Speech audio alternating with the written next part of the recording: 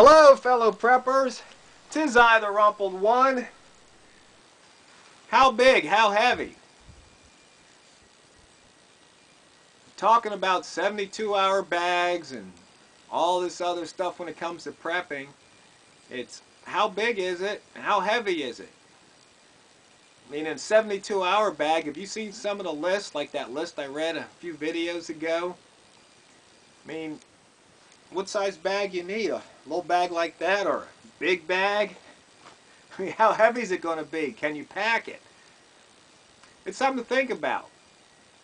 I mean, how much gear do you really need, and what's your purpose of taking that gear? 72-hour bag, to me, is designed just to get over the hump, because within 72 hours, things should be back to normal. And I think that's where a lot of people kind of go off on that Rambo Mad Max path. I think they confuse the 72-hour bag with the grab-and-go bag. Grab and go or get out of Dodge means you ain't coming back. 72-hour bag means you're coming back, so it's a whole different thing. I mean, packing it with all those medical supplies, I really don't think you need all that in a 72-hour bag.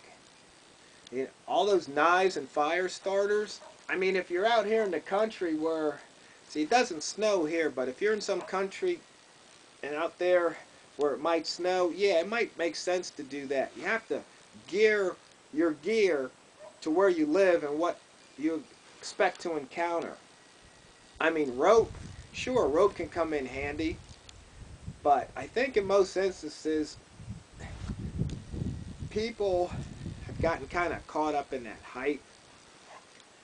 I mean, 72 hours, you need some water, you need some food, you need something to keep you warm, flashlight, a knife. I mean, really, when I think about it, I don't really know what good a knife's going to do unless you need to cut up some wood or something. You know, a Leatherman tool could come in handy, and that has a blade on it, so you might want to consider having that. But some of that gear, fancy stuff, 72-hour bag, you really don't need it. I mean, a surgical mask to keep out some bad things might not be a bad idea. It's light, doesn't take up much room. But that's a definite consideration for your 72-hour bag. How big and how heavy? Question also is how far do you expect to go? Where do you expect to go when you grab that 72-hour bag? Do you have a known destination? You have plan A, plan B? Talked about that before. The other thing is, do you always have that bag with you? Because if you carry it in the trunk of your car, but you park your car in a garage and something happens and you can't get to the car, you don't have it with you. So, once again, how big, how heavy?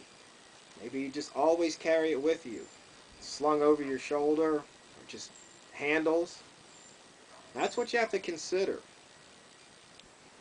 Might want to have a poncho to keep the rain off you, maybe a heavy sweatshirt or windbreaker to keep you warm, space blanket, they don't take much space or weight. So those are the things you have to look at. That's my opinion. Now, some of you might disagree, and that's okay. Some of you are going to like those $200 knives and flashlights no matter what I say, and that's okay too. It's your bag. You make it so it works for you. Doesn't matter what I or anybody else say, because I'm not going to be using the bag. You are. So I hope that clears things up on the 72-hour bag. Remember, they really fall, I think, into two categories. 72-hour bag means you got to leave, but you're coming back. Grab and go or get out of Dodge bag, you ain't coming back. Either way, you have to prepare. You need to prepare for both scenarios, because if you fail to prepare today, you're preparing to fail tomorrow.